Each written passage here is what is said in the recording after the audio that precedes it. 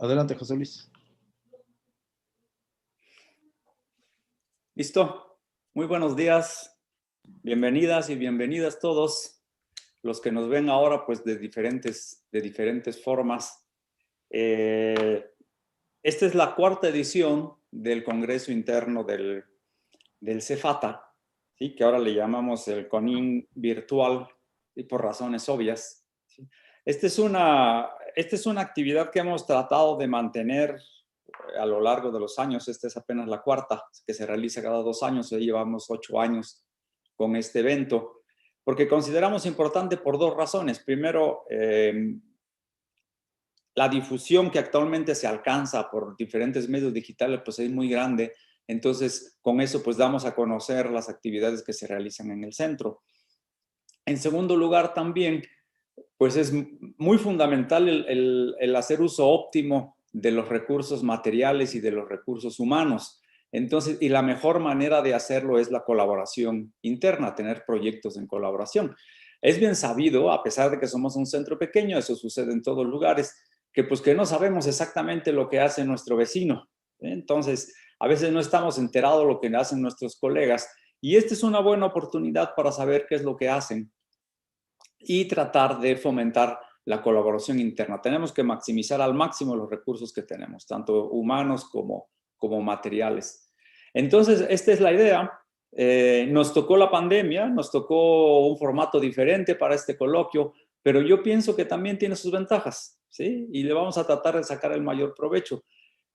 Una de las ventajas fue que los organizadores, a quien agradezco mucho, a Luz María López Marín, a Josué Mota Morales, pues diseñaron ahora una manera de hacer las cosas que es muy eficiente en cuanto a que vamos a saber de manera muy, muy rápida, sin tener que esperar toda una charla de mucho tiempo, qué hacen nuestros colegas, ¿sí? Y además, pues otras cuestiones que ya irán conociendo. Entonces, agradezco a la organización. Agradezco a Miguel Ángel Ocampo también, que nos prestó todos sus recursos digitales que fue desarrollando para el foro académico del centro, y a Nancy Retis por la difusión. Como es costumbre, nuestros congresos internos comienzan con invitados especiales, ¿no? En esta ocasión vamos a tener 3 invitados especiales, y ahora pues tenemos a la doctora Laura Costa Torres de la Inés León, a quien ya la conocimos en el Cefata, que me da mucho gusto recibir. Y yo le doy la bienvenida y al mismo tiempo le doy la palabra al doctor José Mota para que haga la presentación formal de nuestra invitada. Muchas gracias, bienvenidas y bienvenidos todos. Muchas gracias, José Luis, por la bienvenida a todo nuestro auditorio. Y ahora me voy a permitir presentar a la doctora Laura Costa, previo a su presentación a la primera plática plenaria de este Congreso Interno. La doctora Laura Costa tuvo una formación académica que inició con sus estudios profesionales como cirujana dentista por la UNAM. Obtuvo el grado de doctora en ciencias con mención honorífica por la UNAM y realizó una estancia postdoctoral en el Centro de Física Aplicada y Tecnología Avanzada, también de la UNAM, en el área de nanotecnología y biomateriales. En 2020 fue aceptada como miembro de la Academia Nacional de Medicina. Actualmente es directora de la Escuela Nacional de Estudios Superiores, Unidad León, de la UNAM. Es profesora de carrera titular A, de tiempo completo, PRI-DD, y es investigadora nacional nivel 1 por el CONACYT. En producción científica ha sido responsable de 4 proyectos financiados, ha publicado 31 artículos en revistas indizadas, 24 en revistas arbitradas, 2 libros, y cuenta también con el registro público del derecho de autor de 3 manuales para la enseñanza práctica en nanociencias. Es tutora de licenciatura y a nivel maestría y doctorado de los posgrados de Ciencias Biológicas y Ciencias Odontológicas de la UNAM. En actividades editoriales participa como miembro del comité editorial y revisora de revistas nacionales e internacionales, además de ser integrante de la Asociación Internacional de Investigación en Odontología, de la Sociedad Nacional de Investigadores en Odontología, de la Red de Biomateriales, Órganos e Ingeniería de Tejidos, la Red BIOT, de la Red Temática de Farmoquímicos de CONACYT, de la Federación Mexicana de Escuelas y Facultades de Odontología y de la Federación de Facultades y Escuelas de Odontología en América Latina. Además, la doctora Costa es un personaje querido por la comunidad del Cefata, ya que realizó una estancia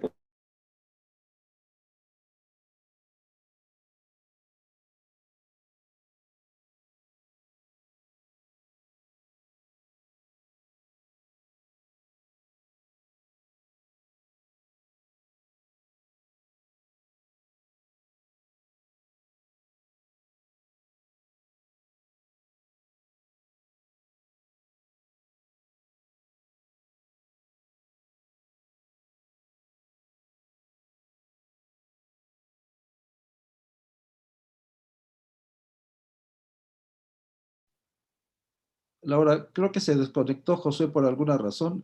Si puedes dar inicio a tu plática, por favor. Claro que sí. Muy buenos días a todos. Muchas gracias, doctor José Luis Aragón, por esta invitación, doctor Miguel Ángel Ocampo, a Josué Mota y a la doctora Luz María López.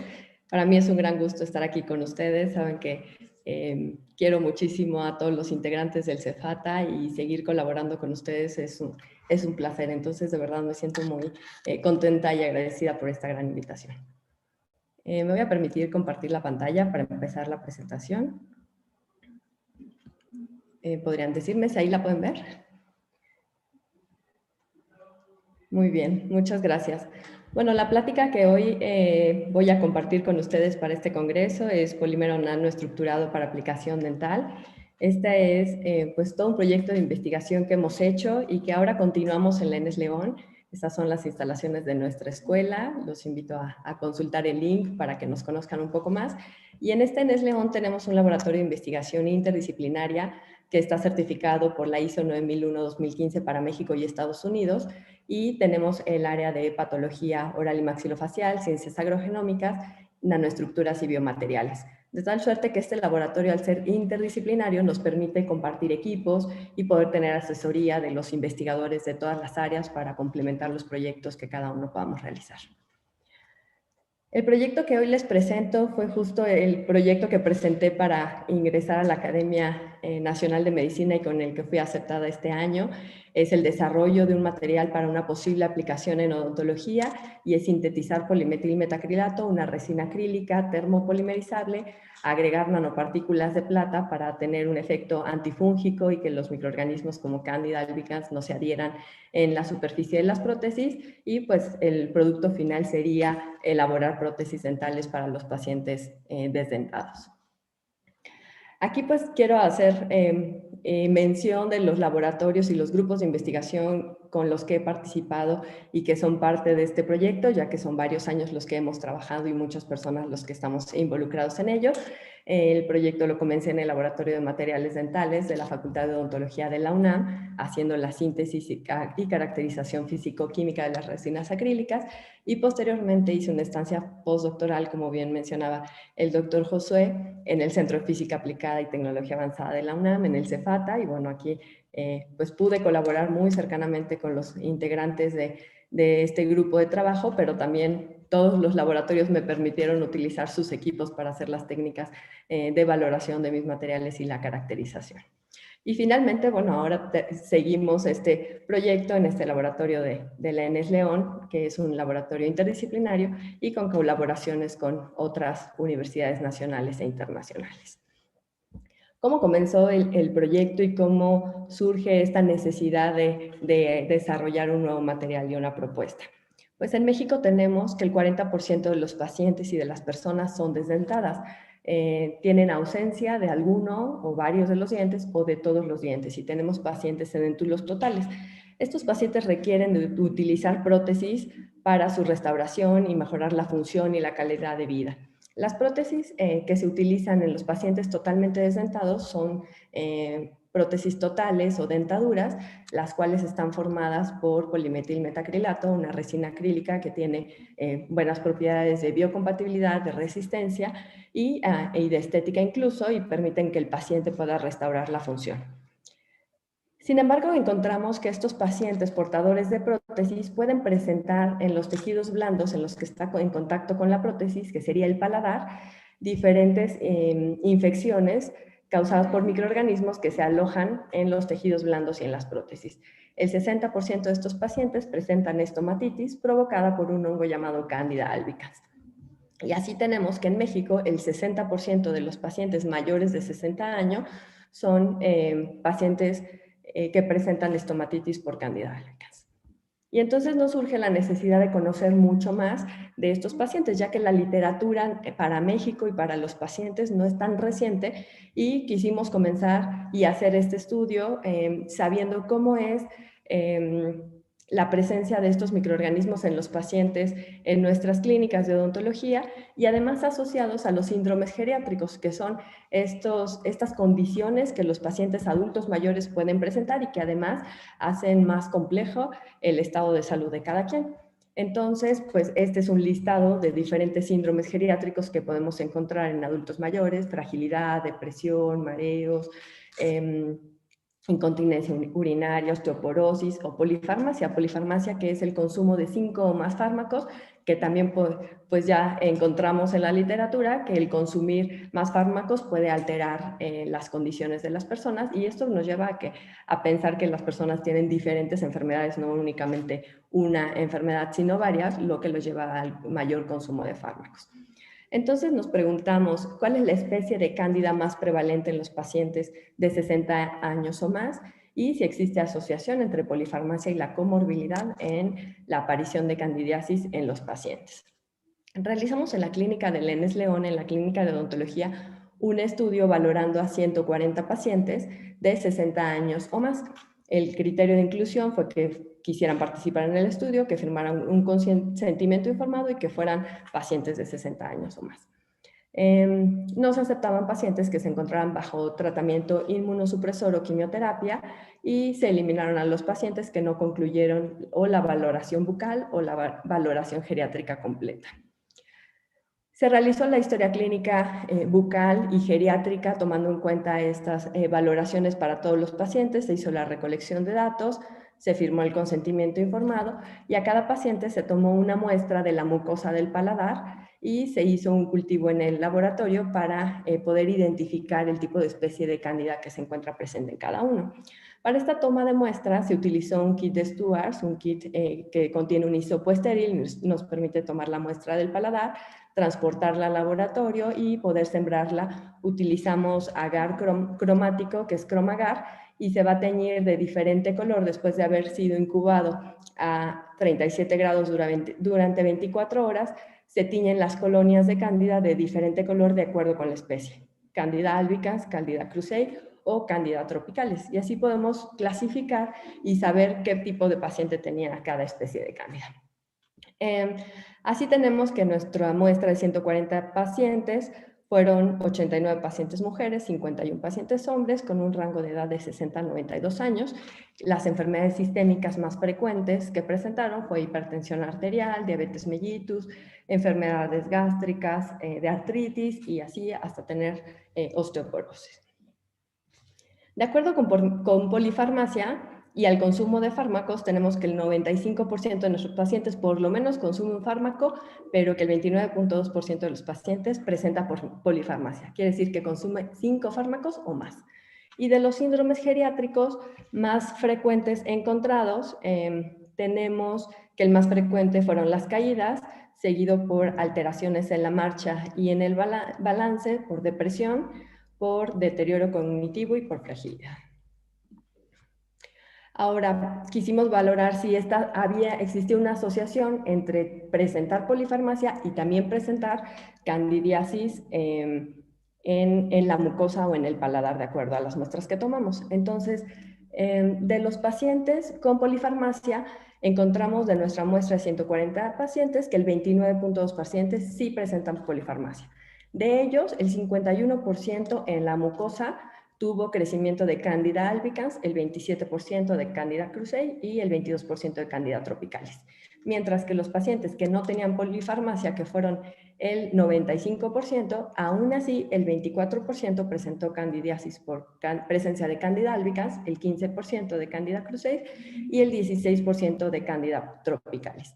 Aquí podemos ver que existe una gran diferencia e hicimos una correlación para conocer si polifarmacia y la presencia de Candida albicans están asociadas, si se encuentra diferencia significativa, e inferimos que sí hay una asociación entre presentar polifarmacia y candidiasis por Candida albicans.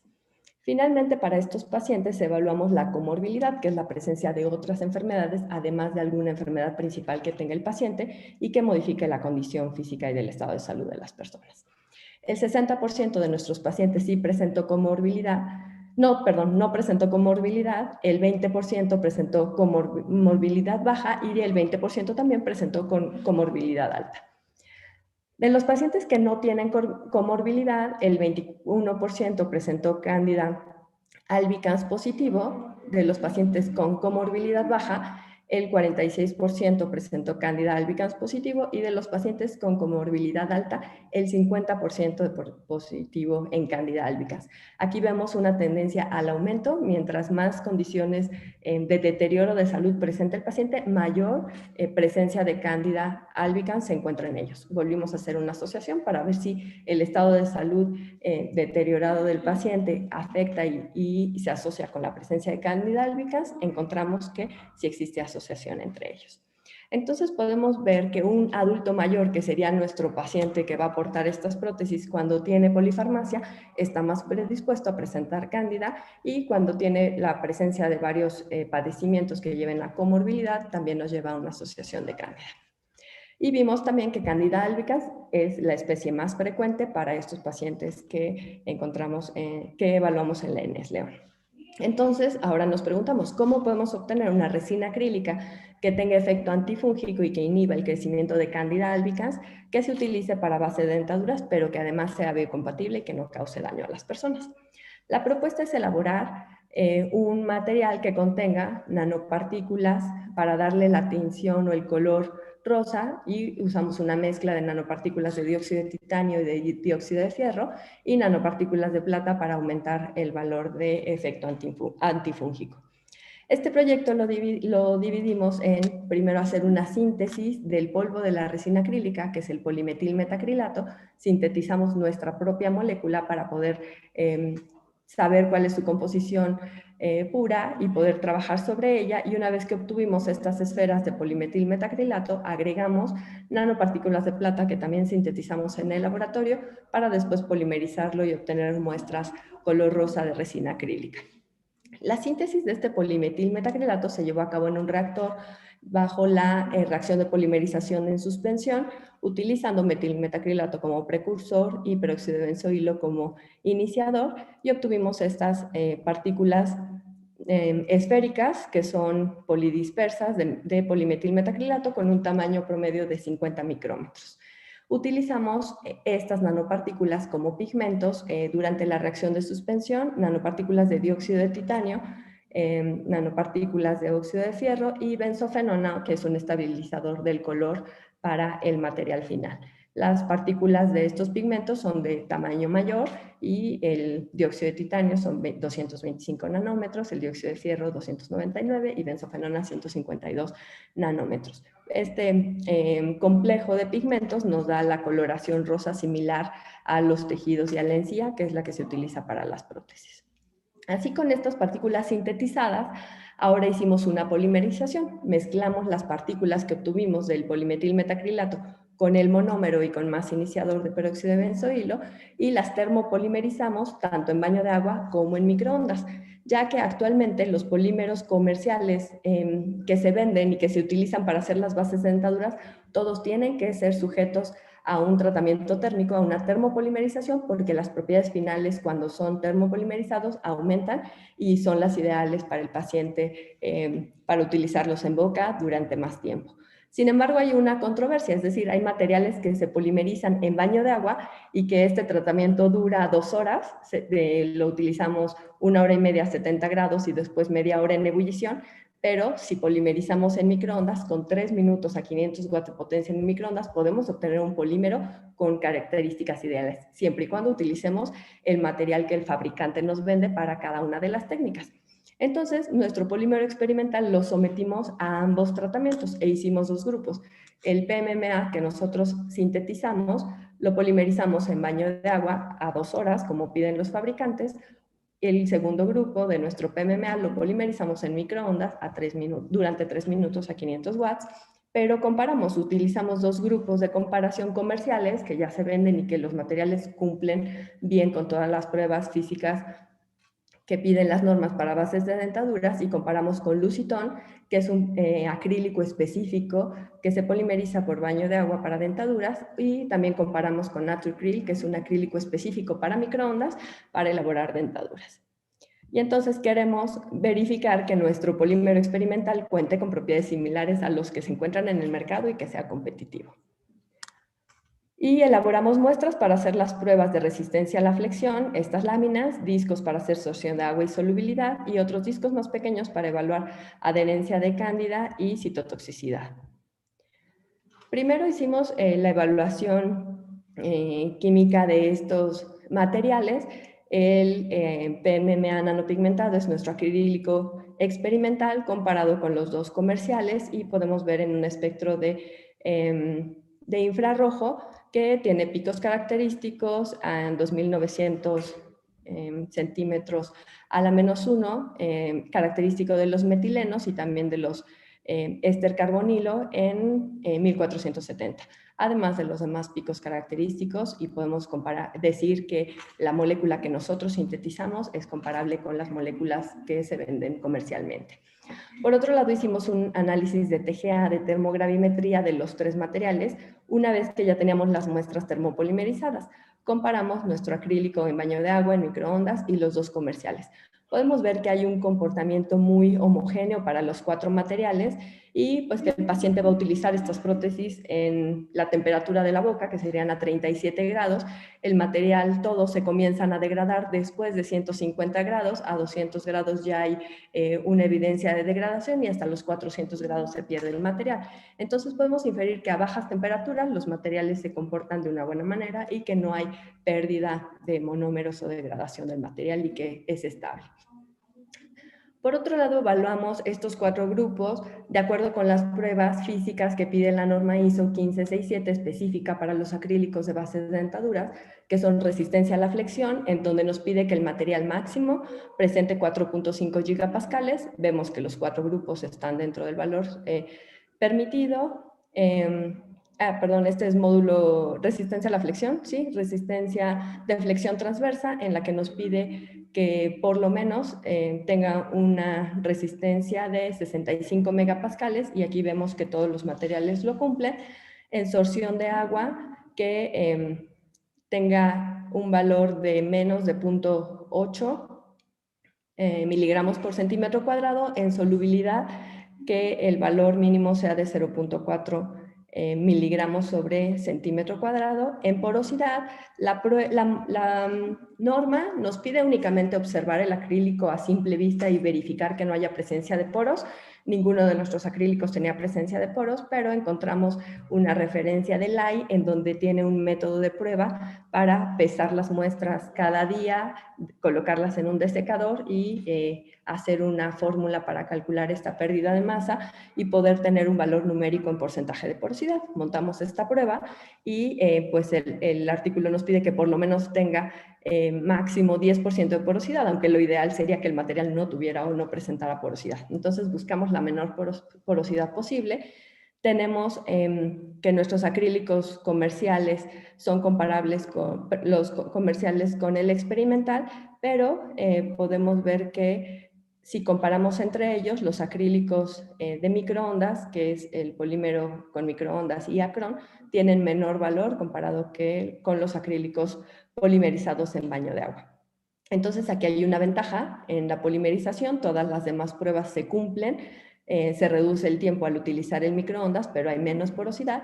Y también en adherencia de Candida albicans pusimos cultivos de Candida albicans y las muestras de acrílicos sobre ellas. Posteriormente evaluamos la adherencia, el número de colonias de Candida que se quedaron adheridas en cada uno de los acrílicos después de haber sido sometidos a un lavado con agua, y podemos ver que en esta prueba medimos las unidades relativas de luz, que nos indican mayor cantidad de unidades relativas de luz, mayor cantidad de colonias de Candida adheridas. Entonces queremos que hayan menos cantidad de colonias que se adhieran en nuestro material.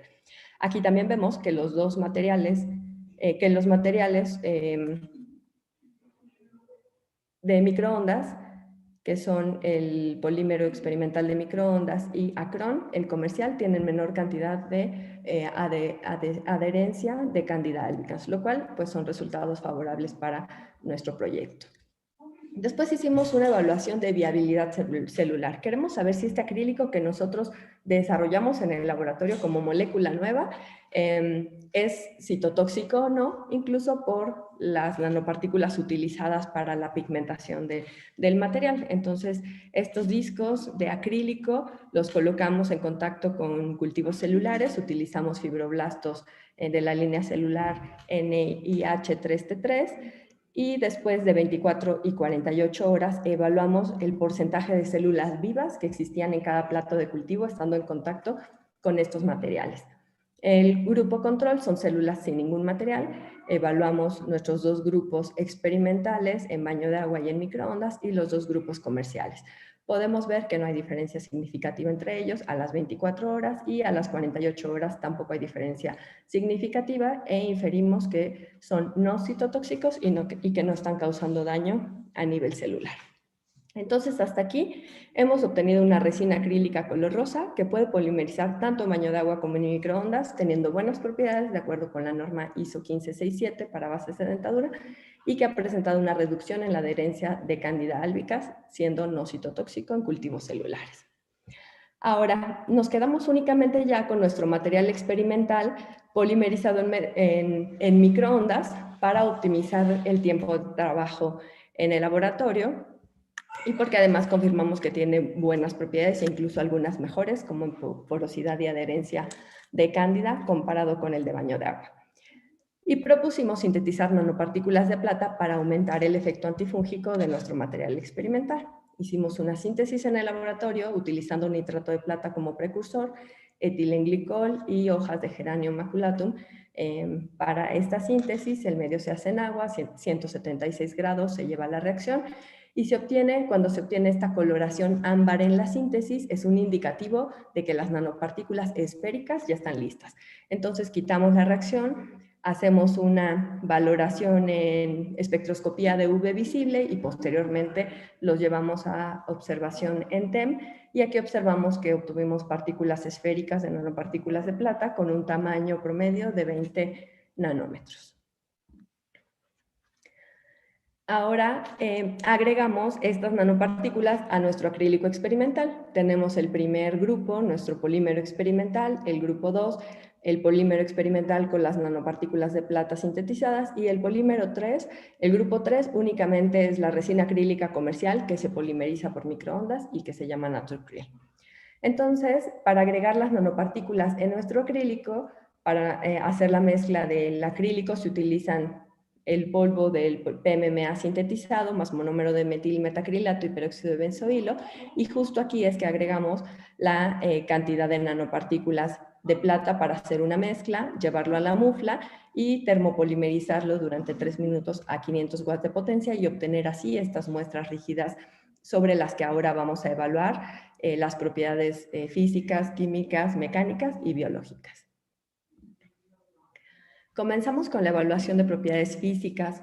La prueba nos pide resistencia a la flexión y módulo elástico, y en este sentido podemos ver que los 3 grupos cumplen con los valores que nos pide la prueba de resistencia a la flexión y de módulo elástico también.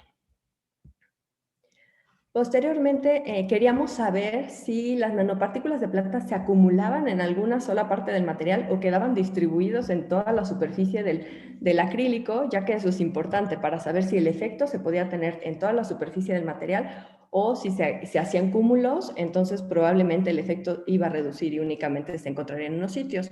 Una de estas muestras, de las muestras que se fracturaron después de hacer la prueba de resistencia a la flexión, la observamos bajo microscopio electrónico de barrido y podemos observar aquí la superficie más radiolúcida, son las nanopartículas de plata, lo demás es la base de la resina acrílica, y podemos ver que se observa una distribución homogénea en toda la superficie del material, lo cual pues es algo que nosotros buscamos y que vemos como conveniente.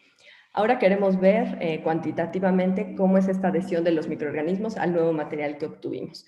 Hicimos en el cuarto de cultivo microbiano, preparamos cultivos de Candida albicans, utilizamos la línea celular de ATCC de Candida 90028, Candida albicans.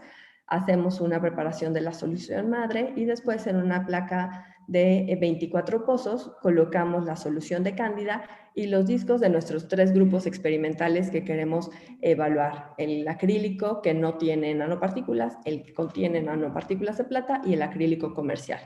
Después de 24 horas en incubación con cándida, eliminamos los discos de acrílico, los lavamos con cloruro de benzalconio y a la solución sobrenadante le agregamos el reactivo de luciferasa de este kit Bactiter Globe y lo cuantificamos en un luminómetro para conocer las unidades relativas de luz. Entonces, aquí recordar, a menor cantidad de unidades relativas de luz son el menor número de colonias de cándida presente en los materiales. Y es lo que queremos, que no existiera adherencia del material, de cándida en el material. Tenemos aquí que nuestro acrílico experimental solo tiene 11.5 unidades relativas de luz, que el experimental con plata tiene 4.8 y que el comercial tiene 18.7. Entonces, aquí podemos confirmar con esta prueba que sí existe diferencia significativa y que nuestro acrílico experimental con nanopartículas de plata reduce significativamente la adherencia de cándida albicans. Ahora queremos saber si estas nanopartículas que agregamos causan daño a las células porque estarían en contacto con la encía de los pacientes. Entonces queremos pues tener un material seguro que sea biocompatible y que no cause toxicidad. Evaluamos estos 3 grupos experimentales bajo la prueba otra vez de citotoxicidad a 24 y ahora a 72 horas, pero también queríamos conocer si esas células, ya vemos que en citotoxicidad están vivas o mueren, pero también si hay un daño en el DNA, si las nanopartículas y el material están causando un daño en el DNA de estas células o están dejando íntegro el DNA y la función celular. Nuestros primeros resultados son evaluar si hay muerte celular o no a las 24 horas y a las 72 horas. Nuestro acrílico con nanopartículas de plata, el acrílico experimental solo y el acrílico comercial. Vemos que no hay diferencia significativa entre todos los grupos, ni a las 24 ni a las 72 horas, y podemos inferir que todos los materiales son no citotóxicos y que no están causando muerte celular. Ahora queremos conocer con este primer ensayo que se llama BRDU, si existe un daño en el DNA y evalúa la replicación y la fase de síntesis del DNA. Y nos va a decir si existe daño en esta síntesis o si no existe, y entonces el DNA está haciendo su función correcta o específica. Evaluamos los fibroblastos con este reactivo.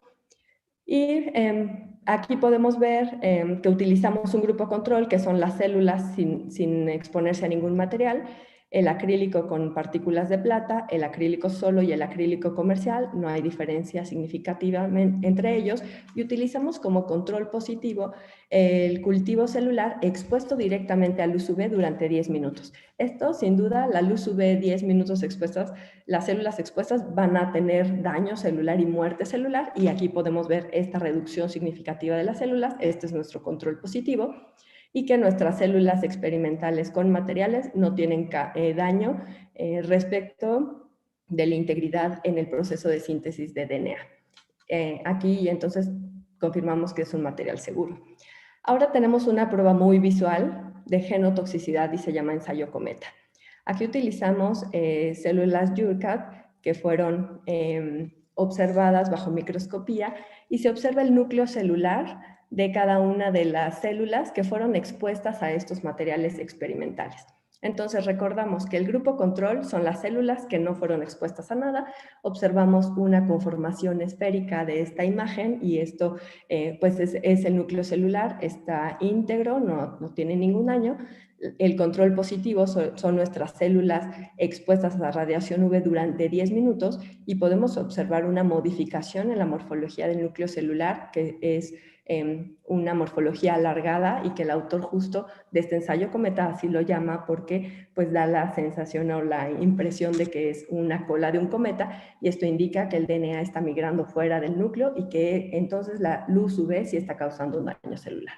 Nosotros queremos que nuestras células en contacto con los materiales se comporten como el control negativo y que no haya daño celular. Y aquí podemos ver los 3 imágenes de los grupos que fueron expuestos a los materiales. El acrílico solo que sintetizamos no está causando daño. El acrílico con nanopartículas tampoco, y se ve íntegro el núcleo celular. Y el acrílico comercial que polimeriza en microondas también tiene un núcleo íntegro. Con estas pruebas podemos decir que nuestros materiales no son citotóxicos y no son genotóxicos al ser evaluados in vitro. Y confirmamos también que se reduce la adhesión de Candida albicans al tener un polimetilmetacrilato con nanopartículas de plata. Pero ahora queremos saber cómo actuar, cómo es que estas nanopartículas de plata están inhibiendo el crecimiento de Candida albicans, o sea, ¿qué está pasando con ellas, ¿no? Y montamos diferentes pruebas, analizamos cómo fue el comportamiento y en muestras del PMMA, del acrílico que nosotros sintetizamos y del PMMA con nanopartículas de plata, en estos discos agregamos sobre ellos cultivos de Candida albicans, los dejamos incubando durante 24 horas y posteriormente se agregó los reactivos del kit Backlight LightDead y se observaron bajo microscopio con focal para conocer cómo es la integridad de la membrana celular de Cándida. Es decir, estas imágenes en 2.5D del microscopio nos indican, si se tiñen de color verde, que la membrana de Cándida está íntegra, que este acrílico no le está causando daño a la membrana celular de Cándida, pero si se tiñe de color rojo, quiere decir que la membrana celular de Cándida está dañada. Entonces, acá podemos ver que nanopartículas de plata y el acrílico sí dañan la integridad de este microorganismo, y es justo lo que queremos, que se inhiba ese microorganismo, pero que no cause daño a las personas o en las células humanas. Aquí comparamos con microscopía electrónica de barrido los resultados anteriores. Y tenemos el primer grupo del acrílico experimental solo. ¿Cómo se observa? Estas son las células de Candida albicans observadas bajo microscopía. ¿Qué pasa cuando el acrílico ya contiene 0.05 microgramos por mililitro de nanopartículas de plata? Y podemos ver que la morfología de estas células está cambiando, que hay una alteración morfológica y que se aprecia bajo el microscopio, y cuando aumentamos la concentración de nanopartículas de plata en el acrílico, también la morfología de las células de Cándida se ve afectada. Realizamos un conteo de unidades formadoras de colonia de cada uno y vemos que el acrílico experimental por sí solo tiene 17.000 unidades formadoras de colonia. Cuando aumentamos nanopartículas de plata al 0.05, ya solo quedan 2.600 unidades formadoras de colonia, es decir, la plata está inhibiendo el crecimiento y la replicación de Cándida, además de que observamos esta evidencia morfológica. Y cuando aumentamos la concentración de nanopartículas de plata al 0.4 miligramos por mililitro, las unidades formadoras de colonia se redujeron hasta 767. Ahora queremos saber las nanopartículas de plata, qué tanto daño causan. Ya vimos que sí alteran la membrana de Cándida, pero ahora genéticamente y en la expresión genética de Cándida también tienen alguna alteración. Hicimos una extracción del RNA de Cándida en el laboratorio, y estos extractos de RNA fueron sometidos al grupo control, que fue Cándida sola o Candida albicans, solo con solución de nanopartículas de plata, para saber cómo directamente las nanopartículas de plata afectan la expresión genética de Candida albicans. En este esquema podemos ver que sí hay una expresión diferencial no significativa de 3.800 genes, que son justo los genes que se encuentran en la banda central.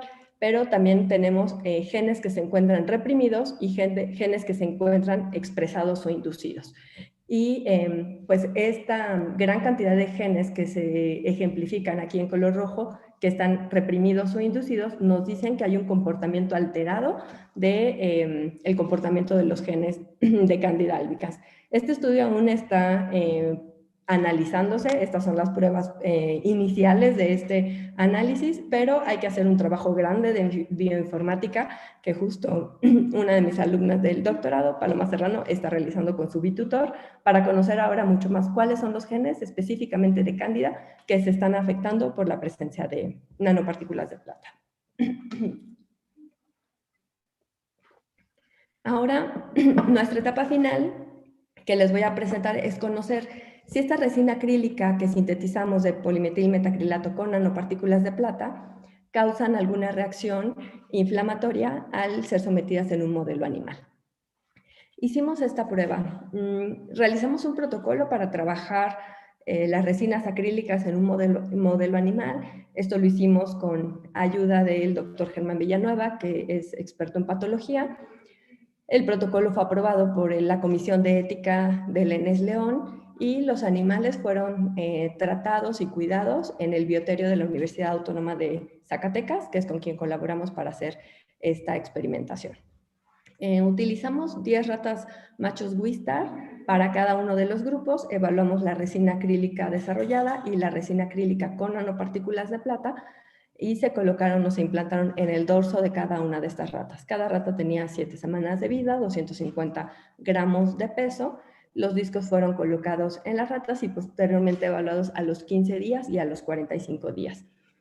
Aquí es muy importante mencionar que hacer estudios con animales requiere de un gran cuidado, entonces necesitamos tener el protocolo bien establecido, aceptado por las comisiones de éticas y a los expertos cuidando a los animales. Siempre esto se hizo en la Facultad de Veterinaria de la Universidad Autónoma de Zacatecas y era un veterinario el que todos los días iba a monitorear el estado de salud de los animales, se hacía cargo de verificar que la alimentación y las condiciones en las que se encontraban los animales fueran las idóneas para cumplir con los protocolos y con las normas establecidas de los proyectos en modelos animales. A los 15 días y a los 45 días se observó si, se sacrificó cada uno de los animales y se tomaron muestras del epitelio de los animales, se hicieron las laminillas y se observaron en el laboratorio de patología del ENES León para observar si habían indicios y células inflamatorias y de reacciones a cuerpos extraños en cada una de ellas. Aquí podemos ver un ejemplo de estas laminillas y estas observaciones de la resina acrílica que nosotros sintetizamos y hay infiltrado inflamatorio crónico, y cuando observamos la microscopía del tejido que estuvo en contacto con el polimetil metacrilato y con nanopartículas de plata, hay reacciones a cuerpos extraños que nos indican que hay presencia de inflamación aguda. En este cuadro podemos comparar cómo fue ese análisis histológico a los 15 días y a los 45 días de los materiales que nosotros evaluamos. Esta columna es la resina acrílica con nanopartículas de plata y la resina acrílica sola, evaluada a los 15 días. Podemos ver que cuando colocamos las nanopartículas de plata sí hay una reacción de inflamación inicial. Hay un grado de severidad de 20% y moderado del 60%. La extensión está limitada únicamente a la cápsula, que es el sitio en donde se implantó el material, y la reacción de cuerpo extraño es del 80%. Cuando el acrílico no contiene plata, estas reacciones se ven reducidas. Hay 80% de inflamación crónica, 40% de inflamación leve y 40% de moderado, también 90% limitado a la cápsula y 70% presente de cuerpo extraño. A los 45 días se evaluaron también los dos grupos, el acrílico que contiene nanopartículas de plata y el acrílico solo, y podemos ver que han remitido significativamente estas reacciones de inflamación, que el que contiene plata ya tiene un 90% de inflamación mixta, mientras que el acrílico experimental tiene el 100%, que la severidad es leve en el 50% con nanopartículas de plata y 60% en el acrílico solo, que la extensión está limitada únicamente a la cápsula en donde se implantó, en el sitio en donde se implantó la muestra de acrílico, y en reacción a cuerpo extraño, el acrílico con plata es 90% ausente y 100% de ausencia en reacción de cuerpo extraño cuando el acrílico estaba solo. Con estos resultados podemos inferir que ambos materiales causan no reacciones inflamatorias graves o severas en el animal, que a los 45 días han remitido casi en su totalidad, y podemos considerar que es un material seguro para utilizar bajo la experimentación y metodología de este modelo animal. Y bueno, así las conclusiones generales del proyecto es que podemos confirmar que para la muestra de pacientes que tuvimos en León, en la clínica de Guanajuato, aún así la especie más prevalente en ellos es Candida albicans, seguido de Candida krusei y Candida tropicalis, que polimerizar la resina acrílica que desarrollamos por la técnica de microondas ofrece ventaja en la reducción del tiempo, menor porosidad y menor adherencia de cándida, que este polímero desarrollado cumple con las pruebas físicas que nos piden las normas internacionales, como la ISO 15677, que tiene baja adherencia de cándida, que es no citotóxico y no genotóxico, y que las nanopartículas de plata que utilizamos causan alteraciones morfológicas en la estructura de estos hongos de Candida albicans, que provocan alteración en la expresión genética y producen moderada reacción inflamatoria a los 15 días y leve reacción inflamatoria en modelos in vivo a los 45 días. Entonces, bueno, estos son los resultados que llevamos al momento de este proyecto. Estas son las entidades con las que hemos colaborado a través de los años. Yo comencé el proyecto durante mi doctorado y mi estancia postdoctoral y posteriormente lo han seguido mis alumnos de licenciatura, de maestría, de doctorado y los becarios postdoctorantes que he tenido conmigo en el laboratorio. Y estas son las colaboraciones que hemos hecho. Varios de ellos se han ido a hacer estancias al extranjero para complementar las pruebas que les he presentado. Y bueno, esto último es pues decirles que estamos abiertos a las colaboraciones en la ENES León y en el laboratorio, que somos sede de los posgrados en ciencias biológicas y en ciencias odontológicas, y pues estos proyectos los podemos hacer en estos posgrados, y que también pues estaríamos muy contentos de recibir académicos que quieran hacer movilidad con nosotros, estancias sabáticas, y alumnos que quieran hacer trabajos de titulación, estancias de verano, o a doctores que quieran hacer estancias postdoctorales, pues también todos son bienvenidos y estamos aquí para servirles. Esta es nuestra escuela y muchas gracias.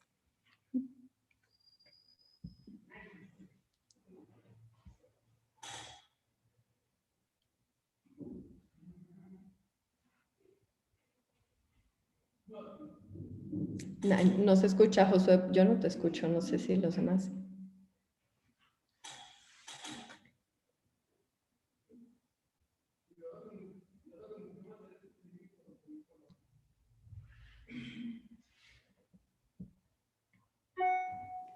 Bueno, creo que hay un problema ahorita con la transmisión de Josué. Te voy a leer, Laura, algunas de las preguntas que aparecen en el chat. Sí, doctor. Muchas gracias por tu presentación. Muy interesante y bueno, que nos permite en un momento dado entender un poquito de esta problemática que planteaste en un inicio. El doctor Remy Fernanda Vilafucat pregunta, ¿cómo determinas las unidades relativas de luz? Es decir, las unidades que son relativas, ¿a qué medida? No sé si se entienda, ¿no? Sí. Otra, si quieres, las vamos llevando una por una. Como usted quiera. Si quiere, sí. Está bien, entonces vamos con esta y continuamos con la siguiente. Ok. Sí, creo que el doctor Remy se refiere a la prueba que hicimos inicial para conocer el número de células de Candida albicans que se adhieren en el acrílico. Entonces, el equipo que utilizamos fue un luminómetro. La medida, las unidades de medición de este equipo son unidades relativas de luz, y nosotros cuando colocamos Candida albicans en contacto con los acrílicos durante 24 horas, después retiramos los acrílicos y con un detergente los lavamos, pero observamos qué unidades relativas de luz tienen ahí. Entonces colocamos con el kit Bactiter Glow la muestra de este reactivo en cada una de nuestras muestras de acrílico, y una muestra de este acrílico lo tomamos y lo llevamos al equipo al luminómetro. Quiere decir que si el luminómetro detecta células viables que están teniendo función y que su ATP está funcionando bien, nos va a dar mayor cantidad de unidades relativas de luz. Si hay menos cantidad de cándida unida en el acrílico, va a detectar menor cantidad de unidades relativas de luz. Entonces, el equipo nos da los valores, nos da ya una tira con la información, y nosotros tenemos que hacer los cálculos para cada uno de los grupos que evaluamos y después hacer un análisis estadístico. Pero entonces, a mayor unidades relativas de luz, inferimos que hay mayor cantidad de células de cándida vivas y funcionales. Muy bien. Otra pregunta, Laura, en este caso por Miguel Carrasco. Bueno, te felicita por el trabajo de investigación y pregunta si habrá un producto comercial para el profesionista. Sí, ojalá, eso es lo que esperamos. Bueno, hasta ahorita estas pruebas de modelos animales son las últimas que realizamos a finales del año pasado. Al día de hoy, pues el laboratorio está en actividades muy esenciales, entonces no hemos podido seguir con más cosas, pero hay mucho incluso que analizar de la información que tenemos. Entonces, eso sería lo ideal, que podamos proponer este producto para uso comercial. También el doctor Jorge Herrera Ordóñez pregunta, ¿cuál es el grado de conversión de monómero a polímero que se obtiene? Y otra, ¿el monómero residual presentó o podría presentar algún problema? Ajá, en realidad sí, en otro estudio uno de mis alumnos de maestría sí hizo por cromatografía el cálculo de monómero residual de cada una de las muestras y no hay un monómero significativo, hay 90% de conversión de monómero, entonces el monómero residual es relativamente bajo, pero también en la clínica, antes de colocar la prótesis o el acrílico en la boca del paciente, hay un tratamiento de dejarlo en baño de agua durante 24 horas. Con esto, el monómero residual que aún quedará en la prótesis se va a liberar y va a quedar en el agua, y entonces la prótesis cuando se coloque en la boca de los pacientes estaría pues libre de monómero residual. Esta es una técnica que se hace tanto en prostodoncia, en prótesis para pacientes, como en ortopedia y en los aparatos que se colocan en los niños, que son justo a base de acrílico para que tengan menor cantidad de monómero. Y bueno, no, hasta ahorita los valores que hemos obtenido nos indican que no causa daño, que no es grande el monómero que se libera. Una pregunta, en este caso es mía, Sí. pero antes de continuar con el orden, yo te pregunto, ¿es necesario, conveniente incluir a las nanopartículas en la matriz del material polimérico? ¿No sería suficiente e incluso posiblemente mejor tratar de ubicarlas sobre la superficie de las prótesis? Sí, eso es algo que muchísimas personas nos han comentado en congresos en donde hemos presentado estos trabajos. Y sí hicimos, una alumna mía de maestría fue a España a hacer justo estas pruebas. Hizo un recubrimiento de del acrílico con las nanopartículas, pero utilizamos los discos que yo mostré en las imágenes que son planos. Y después con AFM, con microscopía de fuerza atómica, valoramos la rugosidad de superficie. Sí se observa que hay una reducción de la rugosidad cuando recubrimos con nanopartículas que cuando no recubrimos. Sin embargo, la complejidad es un tanto que las prótesis se hacen a la medida de la boca del paciente y que se tienen que tomar los modelos previos para cada paciente y confeccionar las prótesis a su medida, de tal suerte que la prótesis es curva y que no son superficies planas. Este método de prueba pues sí nos indica que es mejor, pero pues también no hay complicación en en utilizar las nanopartículas de plata en toda la superficie del acrílico como lo hacemos ahora, porque finalmente para confeccionar la prótesis final del paciente mezclamos el polímero, el PMMA, con el monómero, ahí ya colocamos las nanopartículas y quedarían en toda la matriz. Entonces, consideramos que esta técnica tiene esa ventaja porque va a quedar en toda la superficie externa, interna e intermedia, incluso pues previniendo el desgaste que con el tiempo tengan las prótesis y que no únicamente se use en la superficie. Y pues relativamente es barato sintetizar las nanopartículas de plata, entonces tampoco consideramos que aumente el costo porque utilicemos un poco más de las nanopartículas. Muy bien. Carlos Valdemar te agradece también por la plática y pregunta si estas nanopartículas tendrían un efecto contraproducente para la flora normal dentobacteriana. Bueno, la flora normal dentobacteriana tiene muchos microorganismos presentes y ahorita es mi alumna de doctorado, Cristian López, quien va a evaluar cómo es el efecto de nanopartículas de plata sobre Streptococcus mutans, que es de los microorganismos más frecuentemente encontrados en la cavidad bucal de manera normal. Entonces, nosotros esperamos y lo que queremos es que no afecte la flora normal microbiana, pero esos son estudios que estamos realizando actualmente.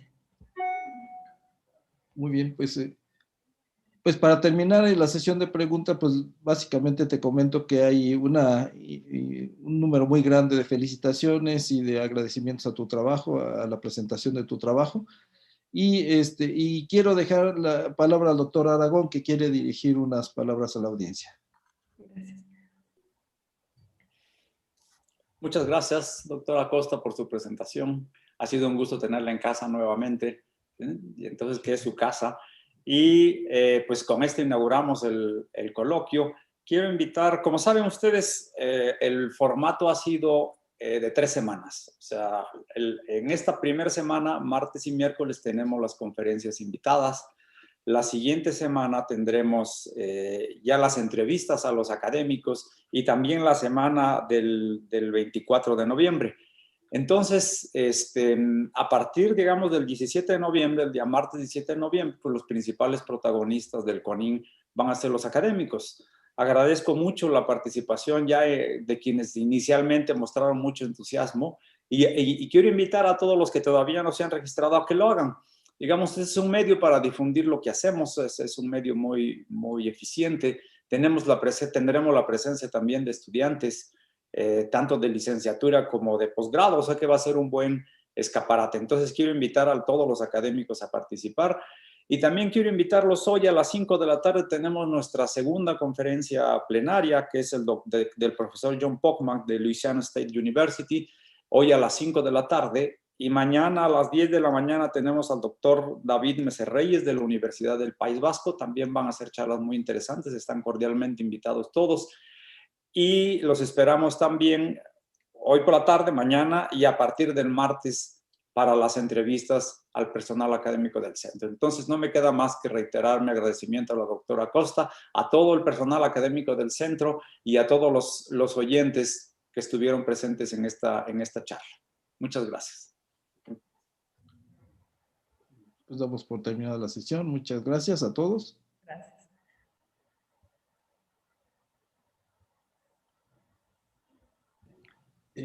Ya nada más, perdón,